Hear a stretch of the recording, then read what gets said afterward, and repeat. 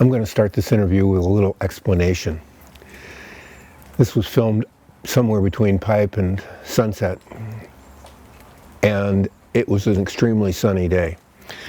I was using a 4K Leica camera, and the lens I had really didn't go wide enough for us to work in the tent that we had brought.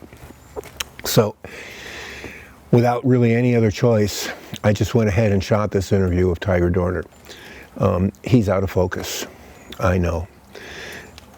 It's nothing that I tried for, and it was pretty disappointing at that moment, but I knew it was my time to talk to him. So I went ahead and did it anyway, and I figured I'd somehow try and fix it later.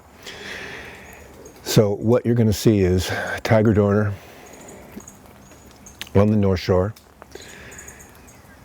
talking about what his father brought him and what he's learned. And it's extremely important stuff. He's a very thoughtful person. There's a lot of pauses in the interview. I hope you enjoy it. I find it very, very, very true to the heart of surfing. What do you see when you see this? Well, I see a lot of people trying to have a good time out there, trying to make the best of what it is, trying to enjoy surfing.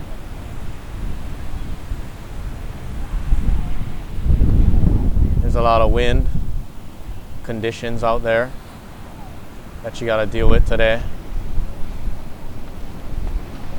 And there's a lot of people you got to deal with today.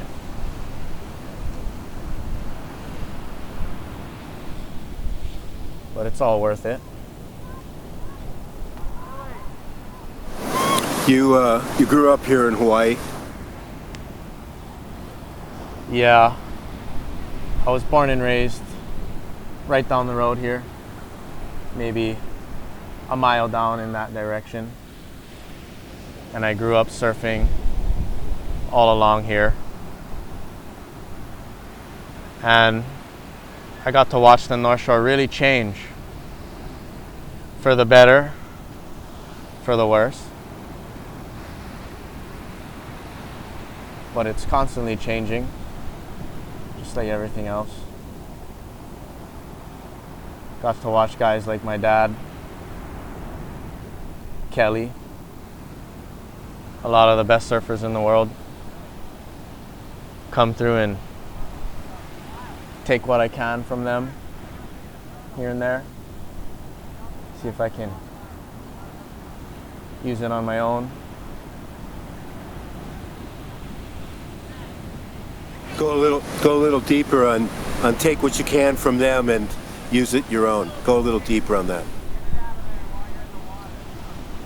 Well, my dad taught me a lot when I was growing up here on the North Shore.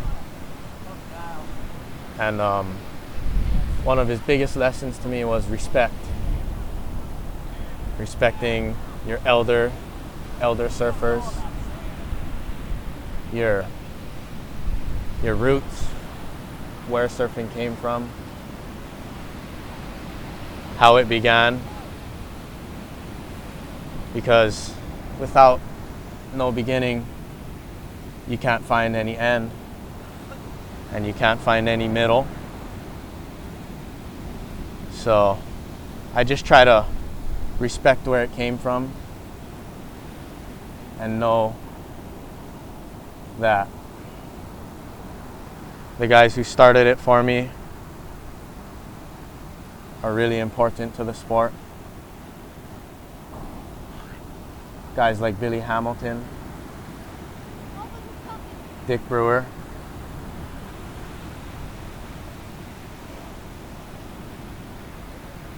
Alan Byrne. So many names that brought this sport, shaping surfing to be where it is now. And a lot of the younger generation, they don't realize that. It's all about sponsors, heirs, money, competition. But there's a artistic side to surfing that I really like to pay attention to. It's like soul surfing. Surfing for the love of the sport, not so much for the money.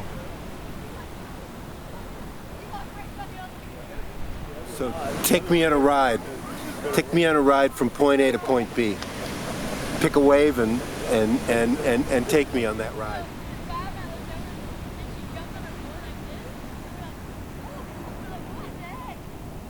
Well,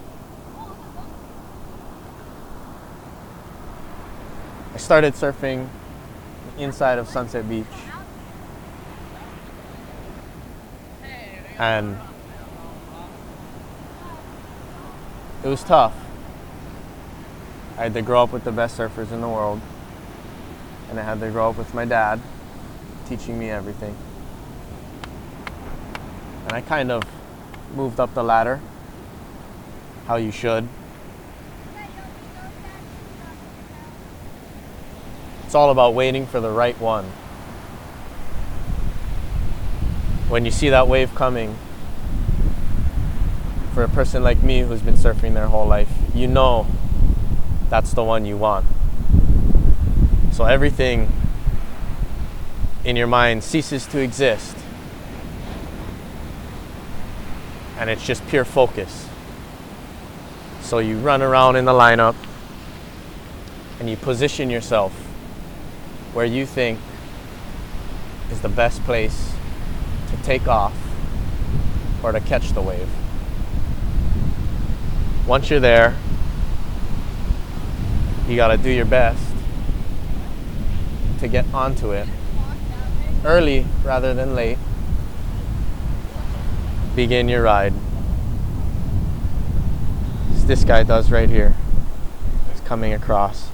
So you want to make the longest, smoothest transition down the line. Kind of just go with the flow. It's all about feeling the ride rather than forcing it, for me at least.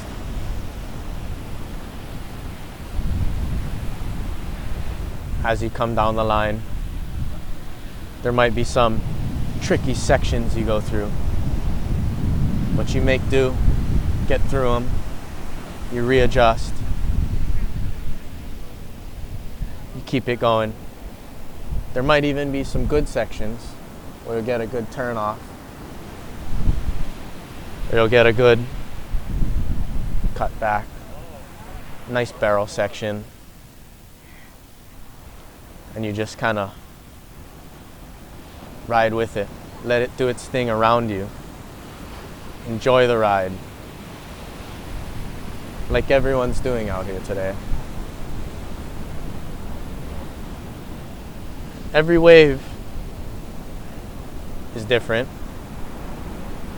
Every section is unpredictable. But as it comes to you, you just try to make the best of what comes at you.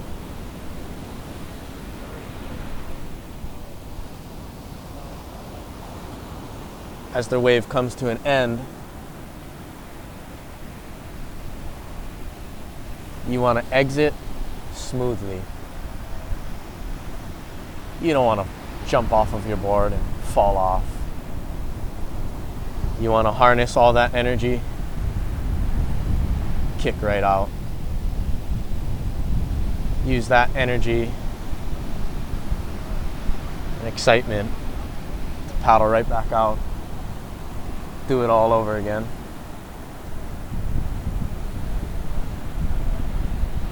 It's pretty much every wave for me. I just try to have a really good time with it. Do my best to have fun. Another lesson my father taught me was looking at the surf before you run down the beach and jump into it.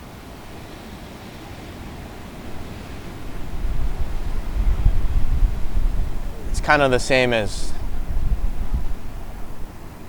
taking a shower before you go to work or brushing your teeth before you go out. First things first.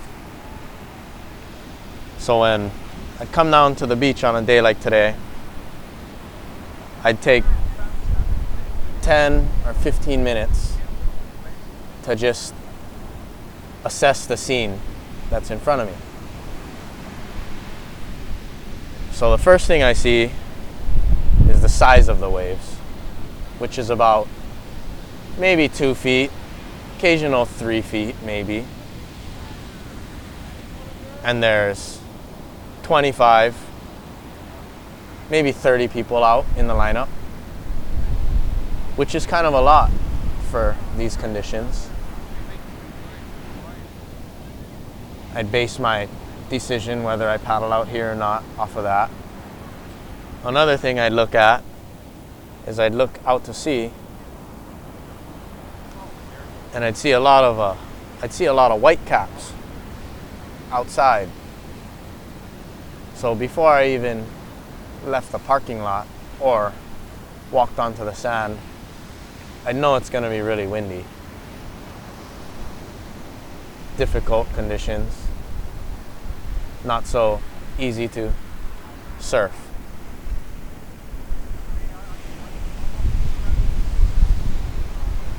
But you can make the best of what you got.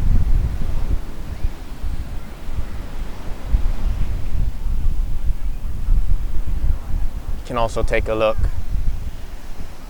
at the direction that the swells are pushing in and hitting the beach. So for today, they're coming at more of a northerly angle. So there will be a lot longer right-handers, softer, and the lefts will be a lot shorter into the wind. Kind of better for me, being regular-footed.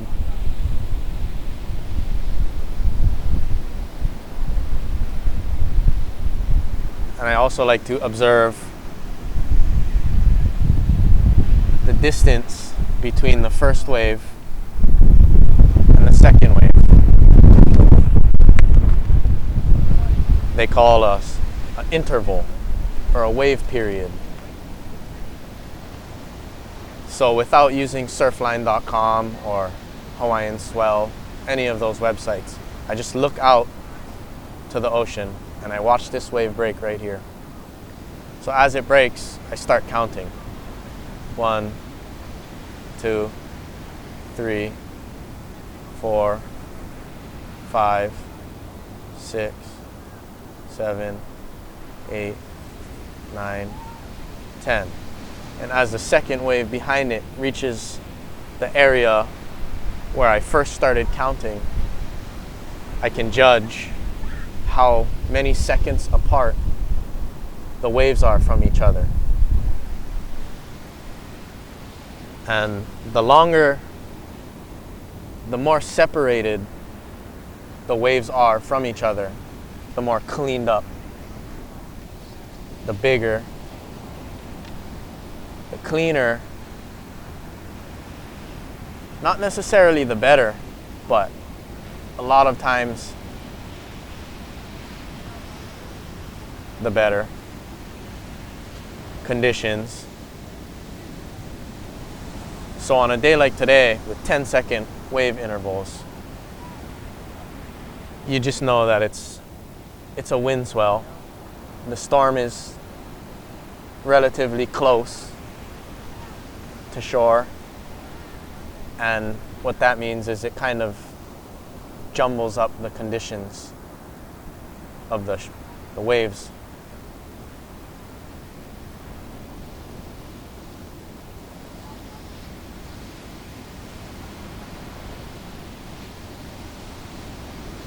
When a larger westerly swell that's kind of far out to sea, the lines will come in stacked, meaning you'll see the same wave breaking all the way down there at Pipe, lining up, breaking the same time all the way down at Rocky Point. And that's when you know it's really lined up and the conditions are ideal for surfing. And a lot of times the sun is out.